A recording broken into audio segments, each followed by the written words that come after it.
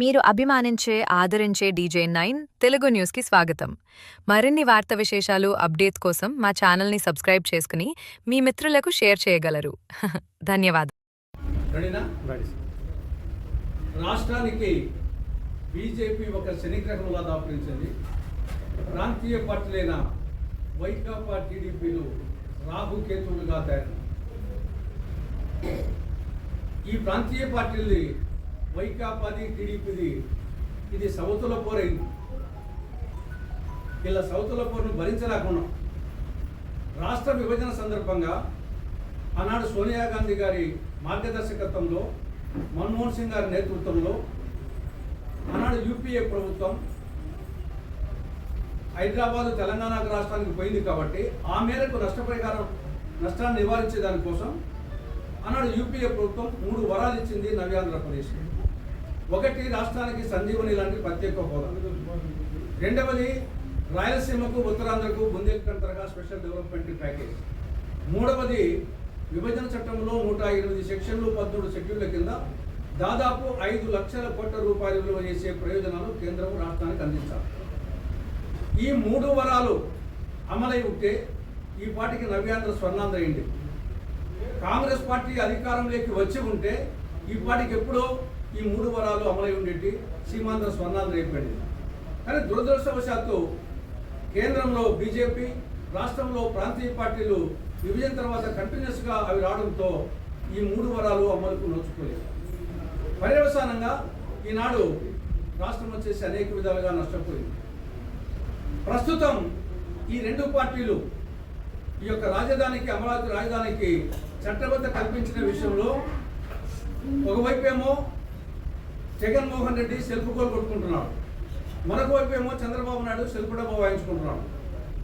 Congress party మొదటి నుండి చెప్తా ఉంది, రాజధానికి సంబంధించి ఒకే రాష్ట్రం, ఒకే రాజధాని, అది అమరావతి, దేవతల రాజధాని అమరావతి, ఆంధ్ర రాజధాని అమరావతి. ఇది కాంగ్రెస్ స్టాండ్ అని మొదటి నుండి చెప్తున్నాం. కానీ వీళ్ళు వచ్చేసి జగన్మోహన్ రెడ్డి మొదటి నుండి కూడా రాజధాని మీద ఒక నిశ్చిత అభిప్రాయం లేదు, ఒక కన్ఫ్యూజన్, గందరగోళం. మరి ఈ విషయంలో సెల్ఫ్ కొట్టుకున్నాడు. 2019 వరకేమో రాజధాని అమరావతి, నేను ఇల్లు కూడా కొనుక్కున్నా అని చెప్పడం జరిగింది. దాని తర్వాత అధికారంలోకి వచ్చిన తర్వాత 3 ముక్కలాట అన్నాడు. విశాఖపట్నానికి తరలించాలని ప్రయత్నం చేసి ఫెయిల్ అయిపోయినాడు. ఇప్పుడు మళ్ళా కొత్త పొలా ఎదుకున్నాడు. మావీగన్ అంట, అపరకదబ్రా అన్నట్టు ఉంది. మచిలీపట్నంలో ఎంఏ తీసుకున్నాడు, విజయవాడలో బిఐ తీసుకున్నాడు, గుంటూరులో జీఎం తీసుకొని అదేదో పెద్ద కొలంబస్ అమెరికాను అనుకున్నట్టు, వాస్కోడ్ గామా ఇండియాను అనుకున్నట్టు, పెద్ద ఇన్వెన్షన్ చేసినట్టు మావీగన్ అని ఆయన చెప్పడము, వాళ్ళ వంది మగదులు అదేదో అద్భుతమైనట్టు వచ్చేసి వాళ్ళు ప్రచారం చేయడం. ఇంకా వాళ్ళు వచ్చేసి ఇంకోటి చెప్పాల్సింది, శ్రీవి పుల్ అని. శ్రీ అంటే శ్రీకాకుళం, విజయవాడ, పుల్ అంటే పులివెందుల. శ్రీవి పుల్ అని లేటనో మావి గన్ అన్నాడు. కాబట్టి మొత్తము సెల్ఫ్ గోల్ కొట్టుకుంటున్నాడు జగన్మోహన్ రెడ్డి, రాజధాని విషయంలో కానీ మిగతా అంశాల విషయంలో కానీ.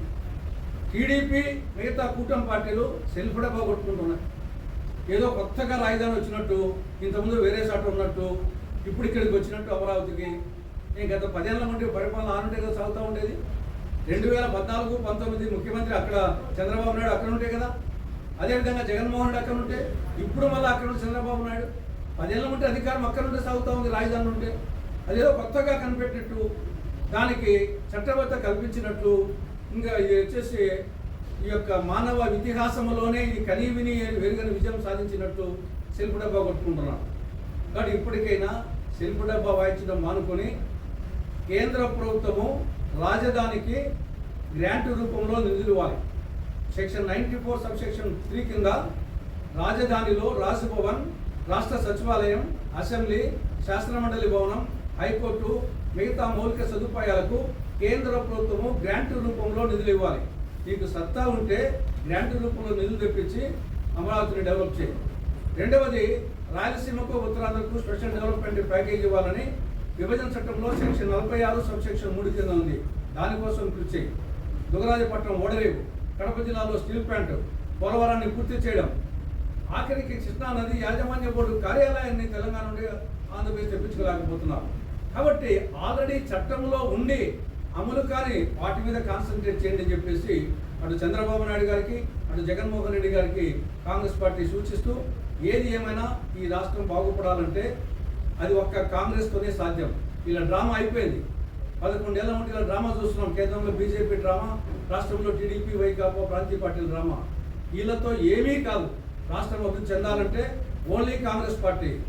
ధర్మో రక్షతి రక్షితగా, వృక్షో రక్షతి రక్షితగా, కాంగ్రెసో రక్షతి రక్షితగా. కాంగ్రెస్ కాపాడుతుంది ఈ దేశాన్ని, ఈ రాష్ట్రాన్ని కాంగ్రెస్ కాపాడుతుంది. ఒక్కసారి ఆలోచించుకోవాల్సిందిగా రాష్ట్ర ప్రజానికానికి కాంగ్రెస్ పార్టీ విజ్ఞప్తి చేస్తాము. జై కాంగ్రెస్. జై